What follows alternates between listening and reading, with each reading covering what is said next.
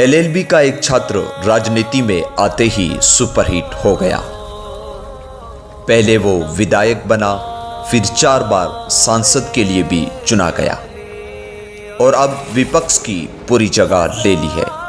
वो अकेला सत्ता पक्ष पर भारी पड़ता है। नाम है असरुद्दीन ओवैसी। 13 मई 1969 को ये सुल्तान सलाहुद्दीन ओवैसी की यहाँ पैदा हुआ। हैदराबाद के इस परिवार में जश्न का माहौल था। नाम रखा गया असरुद्दीन ओवैसी।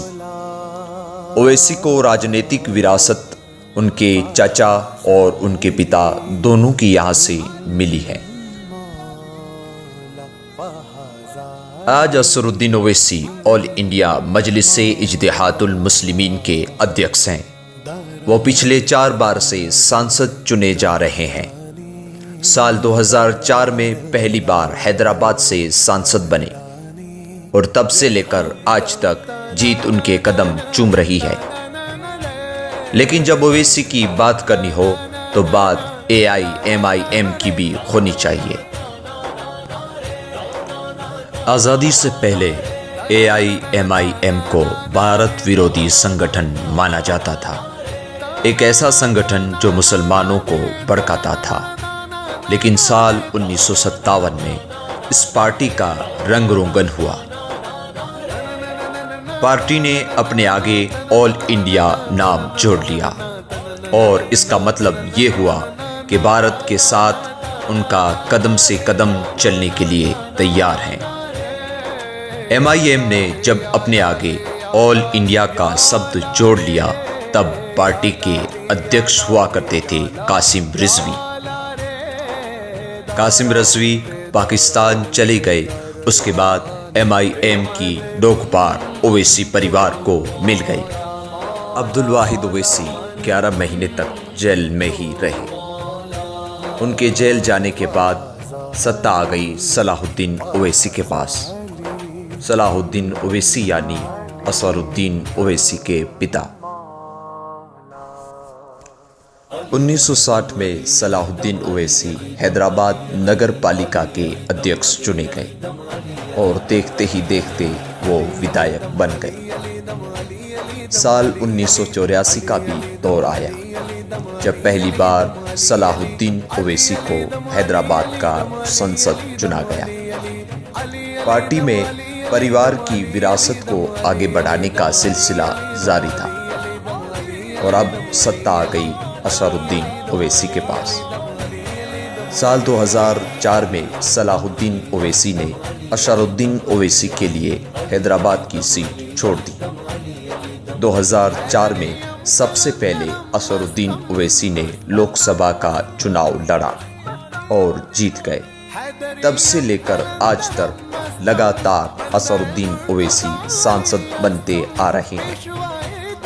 2008 में सलाहुद्दीन ओवैसी का निधन हो गया। असरुद्दीन ओवैसी को पार्टी का अध्यक्ष चुना गया। बहुत कम लोगों को ये पता होगा कि असरुद्दीन ओवैसी अंडर 25 की क्रिकेट में भी खेल चुके हैं। वो अपनी यूनिवर्सिटी के स्टार क्रिकेटर भी रहे और बहुत कम लोगों को ये जानकारी होगी कि उन्होंने उस्मानिया विद्यालय से आर्ट्स की डिग्री हासिल की। उसके बाद लंदन की लिंकन यूनिवर्सिटी से लॉ की डिग्री हासिल की। असरुद्दीन ओवैसी के छोटे भाई अकबरुद्दीन ओवैसी अपने विवादित भाषणों से जाने जाते हैं। अकबरुद्दीन ओवैसी तेलंगाना विधानसभा के विधायक भी हैं और असरुद्दीन ओवैसी के एक और छोटे भाई बुरहानुद्दीन ओवैसी भी है। पार्टी को तो जीत मिल गई लेकिन कांग्रेस का साथ नहीं रहा। साल 2009 के बाद कांग्रेस और AIMIM की दूरियां बढ़ने लगी। दोनों पार्टियों ने अपने अपने रास्ते अलग कर लिए। वजह बनी भाग्य लक्ष्मी मंदिर का मुद्दा। ओवैसी परिवार और विवादों का सिलसिला हमेशा से जारी रहा है। घर वापसी के कार्यक्रम के दौरान साल 2015-16 में ओवैसी ने एक और विवादित बयान दे दिया। उन्होंने कहा कि ये कार्यक्रम अगर रोका नहीं गया तो भारत का विभाजन हो सकता है। ओवैसी ने अपने भाई अकबरुद्दीन ओवैसी के साथ मिलकर जिला कलेक्टर की पिटाई भी कर दी थी। आज ओवैसी भले ही अपने पार्टी के एक ही सांसद हो, मगर सत्ता पक्ष और विपक्ष दोनों को भारी पड़ते हैं। उनकी तकरीर, उनका ज्ञान और उनके आर्गुमेंट का तरीका सबको पसंद आता है।